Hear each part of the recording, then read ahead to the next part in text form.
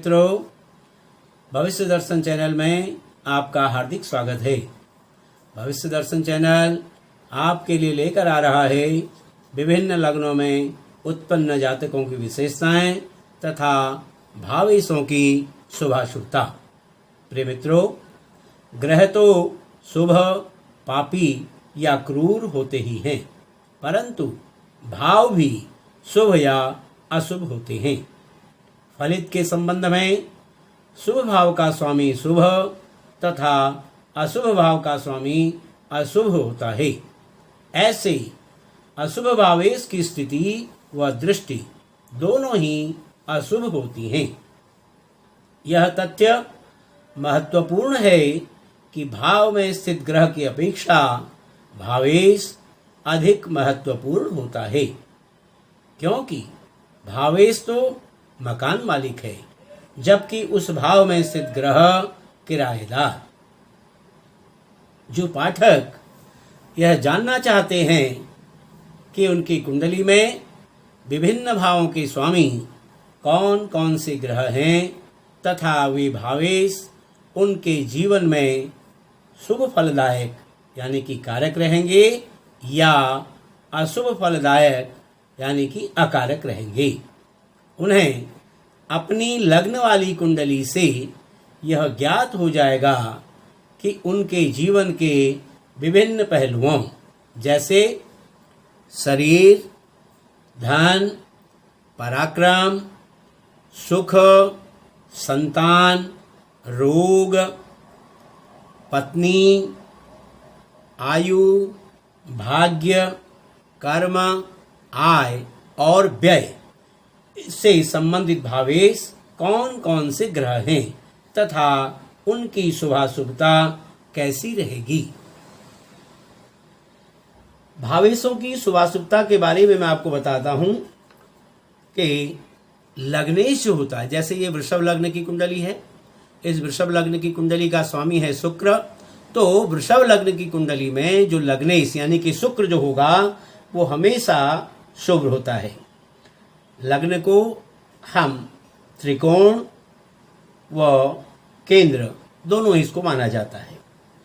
दूसरी बात यह है कि पंचम, जैसे यहाँ पर देख रहे हैं, पंचम में जो है यहाँ पर कन्या राशि है जिसका स्वामी बुध है, और यहाँ नवम नवमेश यानी कि नवम का स्वामी है शनि। यहाँ मकर राशि होने से नवम का स्वामी शनि हो गया। तो ये दोनों भावों के स्वामी कोई भी ग्रह हों, ये हमेशा कुंडली में शुभ फलदायक होते हैं। अब तीसरी बात यह है कि शुभ ग्रह 4, 7 और 10, यदि कोई भी शुभ ग्रह केंद्र के यदि स्वामी हों तो वो शुभ फल नहीं देते। जैसे यहाँ पर देख रहे हैं, वृषभ लग्न की कुंडली में 4, 7 और 10 का स्वामी शुभ ग्रह नहीं है। 4 का स्वामी है सूर्य, इसको भी पापी माना जाता है। सप्तम भाव का स्वामी जो है यहाँ पर मंगल है, ये भी पापी ग्रह माना जाता है। दसम भाव का स्वामी जो है शनि है, ये भी पापी माना जाता है। इस तरह से हम ये कह सकते हैं कि वृषभ लग्न की कुंडली में केंद्र के स्वामी जो है शुभ ग्रह नहीं है। शुभ ग्रह न होने से जो है ये हमेशा शुभ फल आपको देंगे। और पापक ग्रह, अब ये है हमारे पापक ग्रह, ये तीनों सूर्य, मंगल और शनि। तो पापक ग्रह होने से तो ये कभी भी आपको अशुभ फल नहीं देंगे। यदि इनमें शुभ ग्रह आ जाएं तो वो शुभ फलों की कमी करते हैं, शुभ फल नहीं देते। और पापक ग्रह आ जाएं तो वो पाप फलों को नहीं देते हैं। इस तरह से हम इस बारे में मान सकते हैं। तो सूर्य और चंद्रमा, दूसरी बात आपको बताऊं कि सूर्य और जो चंद्रमा हैं वो केवल एक एक राशि यानी कि सिंह और कर्क के स्वामी हैं, जिससे ये दोनों केवल एक एक भाव के स्वामी ही बन पाते हैं। परंतु शेष 5 ग्रह जैसे मंगल हो गया, बुध हो गया, गुरु हो गया, शुक्र हो गया और शनि हो गया, ये दो दो राशियों के स्वामी हैं। जैसे आप देख रहे हैं तो ये बुध जो है यहाँ पर दूसरे घर का स्वामी और 5वें घर का स्वामी हो गया। गुरु जो है यहाँ पर 8वें घर का स्वामी और 11वें घर का स्वामी हो गया। शुक्र जो है यहाँ पर लग्न का स्वामी और 6ठे घर का स्वामी हो गया। शनि जो है आपका 10वें घर का स्वामी और 9वें घर का स्वामी और 10वें घर का स्वामी हो गया। इस तरह से ये दो घरों के स्वामी बन जाते हैं। तो अब आज इस प्रकरण में हम जो है प्रत्येक लग्न की कुंडली में विभिन्न भावों की जो स्थित राशियां हैं उनके भावेश, जैसे यहाँ पर वृष राशि है, इसका भावेश कौन सा हुआ? शुक्र। जैसे आपने देखा लग्न में शुक्र इसका भावेश हो गया। द्वितीय में जो है मिथुन राशि है, इसका भावेश बुध हो गया। तृतीय में जो है कर्क राशि है, जिसका भावेश चंद्रमा हो गया। चतुर्थ में जो है सिंह राशि है, जिसका भावेश सूर्य हो गया। पंचम में कन्या राशि है, जिसका भावेश बुध हो गया। और उसी प्रकार से 6ठे में यहाँ पर तुला राशि है, जिसका भावेश शुक्र हो गया। 7वें में यहाँ पर वृश्चिक राशि है, जिसका भावेश मंगल हो गया। 8वें में यहाँ पर धनु राशि है, जिसका भावेश गुरु हो गया। 9वें में जो है मकर राशि है, जिसका भावेश शनि हो गया। 10वें में जो है कुंभ राशि है, जिसका भावेश शनि हो गया। 11वें में जो है मीन राशि है, जिसका भावेश गुरु हो गया। और 12वें में मेष राशि है, जिसका भावेश मंगल हो गया। इस तरह से तो भावेशों की शुभाशुभता तथा कारकत्व या अकारकत्व ये बताए गए हैं। साथ ही प्रत्येक लग्न में उत्पन्न जातकों की जो विशेषताएं हैं वो भी बताई गई हैं। आज हम इसी संदर्भ में बात करते हैं वृष लग्न में जन्म जातकों की विशेषताएं एवं भावेशों की शुभाशुभता।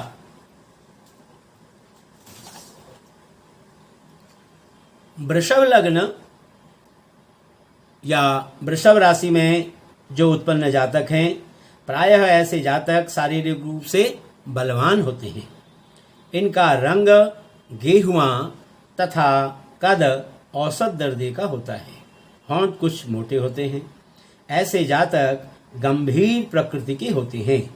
ये सहनशील व धैर्यवान होते हैं, परंतु अत्यधिक छेड़ने पर बैल के समान उत्तेजित हो जाते हैं, क्योंकि ये वृषभ राशि है। वृषभ राशि का जो प्रतीक चिन्ह है वो है बैल, इसीलिए जो है ये बैल के समान उत्तेजित हो जाते हैं। फिर इन पर आसानी से नियंत्रण नहीं किया जा सकता। ये अपनी शक्ति का दुरुपयोग नहीं करते, जल्दबाजी भी नहीं करते हैं। ये विचारवान होते हैं। इससे कोई गलत कार्य हो जाने पर पश्चाताप करते हैं। ये अपनी धुन के पक्के होते हैं, शासन में निपुण होते हैं। ये प्रसन्न चित्त व महत्वाकांक्षी होते हैं। ऐसे जातक भोग विलास की वस्तुओं का उपयोग करने में रुचि रखते हैं, क्योंकि वृष राशि है, वृष राशि का स्वामी है शुक्र। शुक्र जो है वो भोग का कारक है, सुंदरता का कारक है। तो ऐसी स्थिति में ये भोग विलास की वस्तुओं का उपयोग करने में रुचि रखते हैं। अब दूसरी बात, ये जो वृषभ राशि है, ये वृषभ राशि जो है स्थिर राशि है और ये पृथ्वी तत्व प्रधान राशि होने से ऐसे जातक कृषि में रुचि रखते हैं। ये अच्छे संगीतज्ञ, नाट्यकला विशेषज्ञ व अभिनेता बनने की क्षमता रखते हैं। इनका जो वैवाहिक जीवन है वो भी बड़ा सुखी रहता है। प्रायः ऐसा देखा गया है कि यहाँ कन्या संतान की अधिकता होती है। इनके मित्रों की संख्या कम होती है। ऐसे जातक योजनाबद्ध ढंग से कार्य करना पसंद करते हैं तथा अपनी योजना की क्रियान्विति हेतु सदा तत्पर रहते हैं। ये जातक कौन से? जो वृषभ लग्न के जातक हैं। ऐसे जातक सौंदर्य प्रिय होते हैं, कम बोलते हैं, परंतु संक्षेप में ही अपनी पूरी बात दूसरों को समझाने में सक्षम होते हैं। जब तक सोचे हुए कार्य को पूर्ण न कर लें तब तक इन्हें चैन नहीं आता। इनका मस्तिष्क शोध एवं खोजपूर्ण होता है, परंतु इनके अड़ जाने पर इन्हें बड़ी मुश्किल से समझाया जा सकता है। और खास तौर पर वृषभ लग्न के जातकों की जब गुरु, शुक्र या चंद्रमा की स्थिति लग्न पर या लग्न पर इनकी दृष्टि हो तो इनका व्यक्तित्व तो बड़ा प्रभावशाली व तेजपूर्ण होता है। खासतौर पर जब वृषभ लग्न के जो जातक हैं उसमें गुरु की स्थिति हो, शुक्र की स्थिति हो या चंद्रमा की स्थिति हो, या लग्न पर गुरु, शुक्र या चंद्रमा की दृष्टि हो, ऐसी स्थिति में इनका व्यक्तित्व जो है बड़ा प्रभावशाली और तेजपूर्ण हो जाता है। अब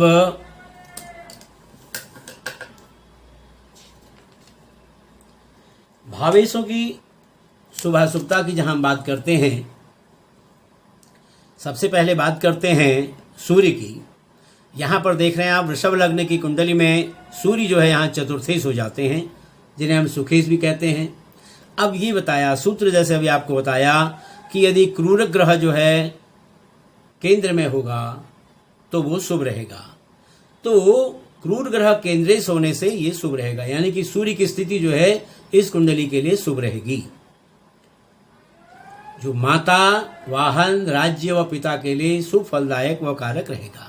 जब जब वृषभ लग्न के जातकों की कुंडली में सूर्य की महादशा या अंतरदशा आएगी तो ऐसे समय में उनको माता से सुख, वाहन से सुख, राज्य व पिता से सुख की प्राप्ति होगी और उनके लिए शुभ फलदायक और ये कारक रहेगा। अब बात करते हैं चंद्रमा की। वृषभ लग्न की कुंडली में देख रहे हैं आप, ये कर्क राशि का स्वामी है चंद्रमा। चंद्रमा यहाँ पर तृतीयेश है, तो तृतीयेश होने के कारण दोषपूर्ण हो जाता है, क्योंकि बताया आपको त्रिषट आय, तीसरे घर का स्वामी, छठे घर का स्वामी और 11वें घर का स्वामी जो होता है वो अकारक हो जाता है। तो इसलिए तीसरे घर का स्वामी चंद्रमा होने से ये दोषपूर्ण हो गया। इसलिए अपनी दशा और अंतरदशा में भाइयों से विरोध, क्योंकि ये तीसरा स्थान जो है भाइयों का भी होता है, पराक्रम का भी होता है, तो भाइयों से विरोध हो जाएगा, कुटुंब से जन्य परेशानियां और पराक्रमहीनता करेगा। इसलिए ऐसे समय में ये चंद्रमा हमारे लिए अकारक बन जाएगा, अशुभ रहेगा। अब बात करते हैं मंगल की। मंगल देख रहे हैं आप, यहाँ पर 2 भावों का स्वामी है मंगल। एक तो जो है हमारा सप्तमेश है, सप्तम भाव का स्वामी, और दूसरा हो जाता है हमारा द्वादशीश। तो पापग्रह केंद्रेश होने से, जैसे अभी आपको बताया कि भाई जैसे चतुर्थेश सूर्य था, ये भी पापग्रह था, मंगल है, ये भी पापग्रह है। ये मंगल जो है केंद्रेश, पापग्रह केंद्रेश होने से, केंद्र का स्वामी होने से तो ये शुभ माना जाएगा। परंतु द्वादशेश होने से ये मंगल अशुभ की स्थिति में आ जाता है। यद्यपि द्वादशेश का फल जो है ये कम देगा, फिर भी इस कुंडली में मंगल पूर्ण शुभ न होकर के ये तटस्थ रहेगा।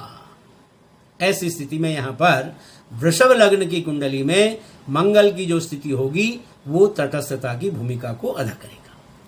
अब हम बात करते हैं बुध की। अब देख रहे हैं यहां पर आप, बुध जो है द्वितीयेश है, दूसरे घर का स्वामी और 5वें घर का स्वामी है। तो द्वितीयेश और पंचमेश होने से ये शुभ भावेश है, लेकिन दूसरे से भी पंचमेश हो जाने के कारण इस बुध के फल में जो है अधिक शुभता रहेगी। इसलिए ये बुध जो है वृषभ लग्न की कुंडली में कारक ग्रह रहेगा। अब बात करते हैं गुरु की। गुरु इस कुंडली में, वृषभ लग्न की कुंडली में गुरु अष्टमेश और एकादशेश है, दोनों ही अशुभ भाव के स्वामी। ये अष्टम भाव भी हमारा अशुभ भाव है और एकादश भाव भी हमारा, क्योंकि ये निधनेश है, रंध्रेश है, मृत्युएश है, और एकादशेश जो है हमारा ये भी त्रिषट आय की दृष्टि से ये अकारक माना जाता है। तो इस तरह से गुरु जो है वृषभ लग्न की कुंडली में गुरु जो है वो अकारक की भूमिका अदा करेगा। दोनों ही जो भाव हैं वो अशुभ भाव हो गए। यह भाव भाग्य भवन से द्वादश, यानी कि भाग्य भवन से द्वादश होने के कारण अष्टम भाव जो है ये हमारा भाग्य भाव है। भाग्य भाव से यदि हम गणना करते हैं तो ये द्वादश भाव आ जाता है। तो यहाँ पर द्वादश होने से और षष्ठ भाव से एकादश होने के कारण, छठे भाव से भी जो है एकादश होने के कारण भाग्य, आय व स्वास्थ्य के लिए, एक तो भाग्य के लिए और दूसरा आय के लिए और तीसरा स्वास्थ्य के लिए ये हानिकारक रहेगा। इसलिए हम कह सकते हैं कि वृषभ लग्न की कुंडली में गुरु जो है वो अकारक की भूमिका, अशुभ भावेश की भूमिका अदा करे। अब बात करते हैं हम वृषभ लग्न की कुंडली में शुक्र की। अब यहां देख रहे हैं आप, शुक्र जो है इस कुंडली में वृष राशि और तुला राशि दोनों का स्वामी शुक्र है। तो शुक्र यहां पर लग्नेश हो गया और दूसरा यहां पर षष्ठेश हो गया। यद्यपि आपको बताया सूत्र में कि लग्नेश जो होता है वो हमेशा शुभ रहता है, तो लग्नेश होने से शुक्र शुभ है, परंतु षष्ठेश होने से शुक्र के शुभत्व में न्यूनता आ गई है। अतः शुक्र जो है ऐसी स्थिति में वृषभ लग्न की कुंडली में शुक्र तटस्थता की भूमिका को अदा करेगा। अब बात करते हैं हम शनि की। शनि जो है यहां देख रहे हैं आप, शनि भाग्येश भी है, नवमेश और दसमेश यानी कि कर्मेश भी है। तो शनि पापक ग्रह केंद्रेश होने से, अब यहां पर 10वें घर का स्वामी है शनि, शनि पापी ग्रह है, इसलिए केंद्रेश होने तो ये शुभ है ही है, लेकिन त्रिकोणेश होने से यानी कि भाग्येश होने से ये और भी अधिक शुभ हो गया है। इसलिए वृषभ लग्न की कुंडली में शनि जो है प्रबल कारक रहेगा, शनि जातक को भाग्यशाली बनाएगा। जब जब वृषभ लग्न की कुंडली वाले जातकों की शनि की महादशा आएगी, अंतरदशा आएगी, ऐसी स्थिति में जातक का भाग्य प्रबल रहेगा। ऐसा जातक जो है अपनी भाग्योन्नति करेगा। तो कुल मिलाकर हम ये कह सकते हैं कि वृषभ लग्न के जातकों के लिए सूर्य बुध यानी कि सूर्य बुध और शनि ये तीनों तो ग्रह जो है कारक रहेंगे। चंद्रमा तीसरे घर का स्वामी होने से और गुरु अष्टमेश और एकादशेश होने से ये अकारक रहेंगे। और इसमें शुक्र का आपको बताया, शुक्र जो है लग्नेश तो है ही, लेकिन षष्ठेश भी हो जाने से जो है ये तटस्थ रहेगा।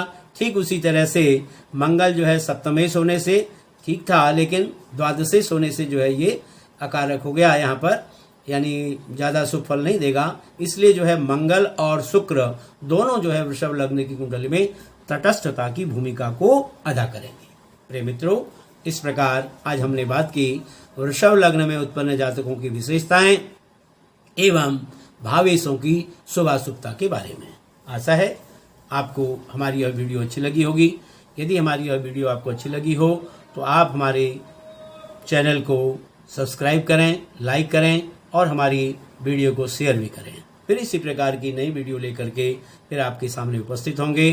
तब तक के लिए आप सभी का हार्दिक धन्यवाद।